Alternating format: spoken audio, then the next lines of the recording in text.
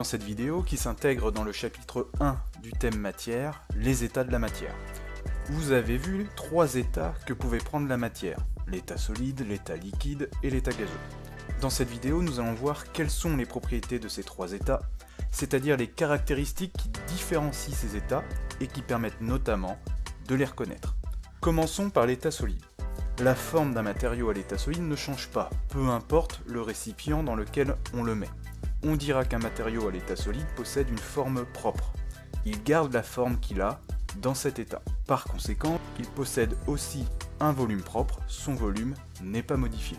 De plus, un matériau à l'état solide est incompressible. Cela signifie qu'on ne peut pas le compresser, c'est-à-dire réduire son volume.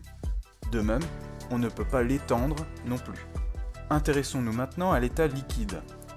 On peut voir ici que la forme d'un liquide dépend du récipient dans lequel on le verse. On peut constater qu'il prend tout simplement la forme du récipient qu'il contient. Cette caractéristique est notamment utilisée pour donner la forme que l'on souhaite à des glaçons par exemple. L'eau prend la forme du bac et une fois à l'état solide, cette forme ne peut plus être modifiée.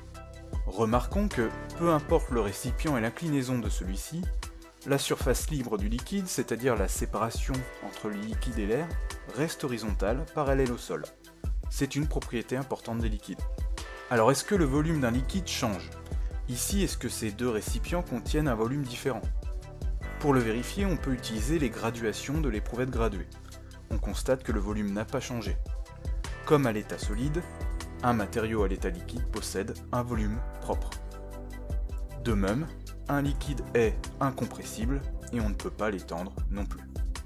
Passons enfin à l'état gazeux. Comme on peut le voir sur ces photos, un gaz prend la forme du récipient qu'il contient.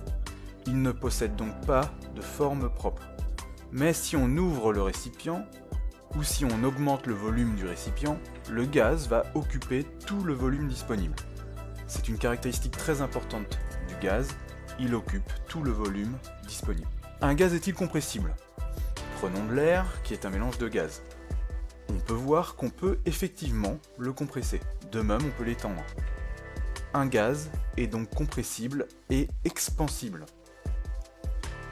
C'est une propriété très intéressante des gaz. Quand on compresse un gaz, la pression de ce gaz, c'est-à-dire l'action qu'exerce ce gaz sur les parois qui l'entourent, augmente.